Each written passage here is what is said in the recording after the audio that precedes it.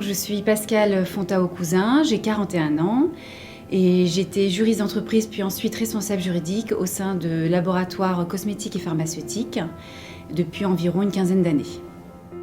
Je suis Coralie Picot, j'ai 36 ans et j'ai exercé le métier de greffier pendant une dizaine d'années. Je m'appelle Pierre-Yves Nicolas, j'ai 37 ans et j'étais inspecteur du travail en section pendant 12 ans. Je m'appelle Aurore Chauprade, j'ai 41 ans, je suis maman de 2 enfants et j'ai précédemment exercé les fonctions d'avocat pendant 13 ans. 83 professionnels en reconversion dans la magistrature vont prêter serment à la Cour d'appel de Bordeaux en ce 19 janvier 2017. Ils sont issus du concours complémentaire du second grade de l'année 2016.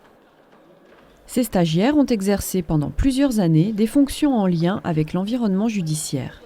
Forts de cette expérience, ils suivront une formation de 7 mois contre 31 mois pour les auditeurs de justice.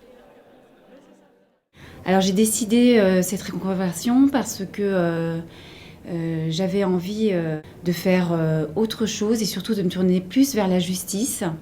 Et ce qui m'a motivée, c'est que j'étais en fait bénévole au sein de l'association L'Enfant Bleu, qui est une association qui est dédiée aux enfants qui sont maltraités.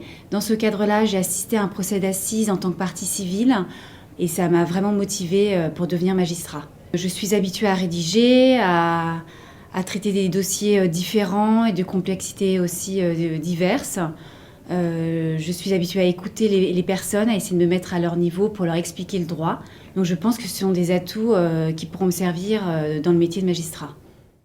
En fait, pour moi, ce n'est pas une reconversion, c'est la suite logique. J'avais décidé très tôt de devenir magistrat et j'ai préféré pouvoir rentrer par la petite porte, si je puis dire, et connaître les métiers du greffe afin de me familiariser avec l'environnement judiciaire, l'institution.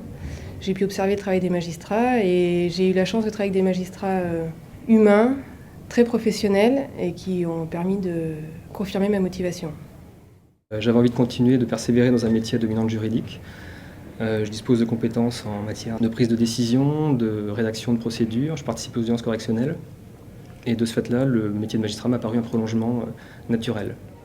Je dirais que ma motivation, en fait, et ce désir de devenir magistrat, et le désir, en fait, de juger mes concitoyens est né de celui de les avoir défendus. Mais avec aujourd'hui, l'envie, en fait, d'œuvrer dans un sens plus général, de l'intérêt général et non plus au service d'intérêts particuliers. Réussir ce concours difficile nécessite une préparation intense. À chacun sa méthode. Pour préparer le concours, j'ai suivi une préparation publique. J'étais au chômage, donc du coup j'ai eu plus de temps pour préparer.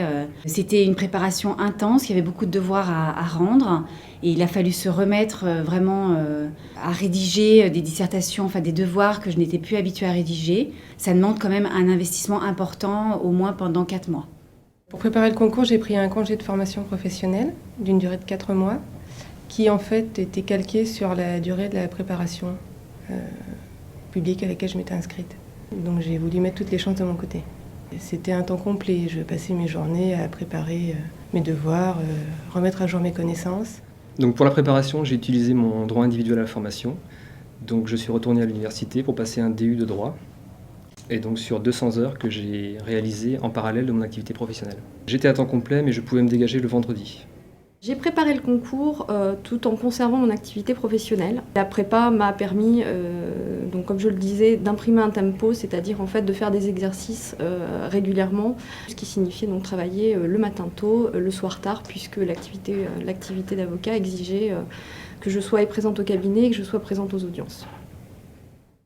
Probatoire, cette formation inclut un stage pratique de 6 mois en juridiction. Le serment, qui mêle secret professionnel, dignité et loyauté, permet à ces professionnels d'accéder au cœur de l'office du magistrat durant leur stage, non seulement au dossier judiciaire, mais aussi à toutes les audiences et surtout aux délibérés des juges.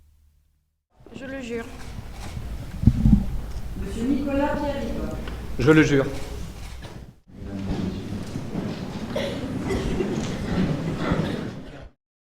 À l'issue de cette formation, les stagiaires déclarés aptes prendront leur premier poste de juge ou de substitut en septembre prochain. Les promotions 2016 de l'ENM comptaient 51% de professionnels en reconversion.